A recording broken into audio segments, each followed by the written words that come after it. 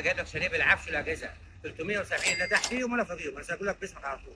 مكان حي حاج عبده. اقول لك كل حاجه جنب منه في المواصلات والخدمات، وينفع محل ينفع حضانه ينفع ايوه ده صيدلية. اتوبيس بحقه حقيقي يا حاج على الشارع عبده. الرئيسي كمان. الله يا حاج يلا عبده. بينا نبص على الشاليه هيعجبكم، لايك وشير.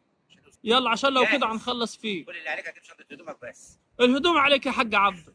موجوده في الدولاب يا سيد. السلام عليكم ورحمه الله وبركاته، اللهم صل وبارك على سيدنا محمد عليه السلام. من اجمل شيء هو صلاه النبي. ده على الشارع العمومي يا جماعه، شارع حوالي 12 متر. دي قريه الزهراء، هنا جنب منك موقف اتوبيس. قريه كناري، كلها قرى يا جماعه. ينفع معاك مشروع حلو قوي.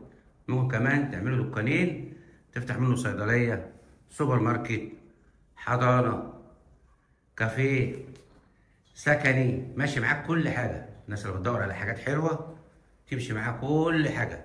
لو عايز تأجره كمان إيجاره كويس واستثماره حلو.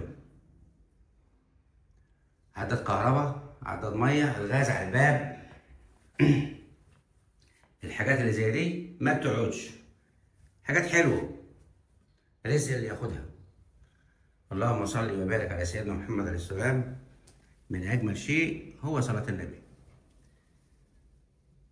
محطه اتوبيس جنب منك، لازقه فيك على طول. قريه الزهراء وقريه كناري ومدينه العجمي والروضه الخضراء. انت مكان زحمه، يمشي معاك سكني ويمشي معاك مصيف، كل الخدمات. الدكان هنا على الشارع بيعملوا 700,000 و800,000. ده الحمام اهو.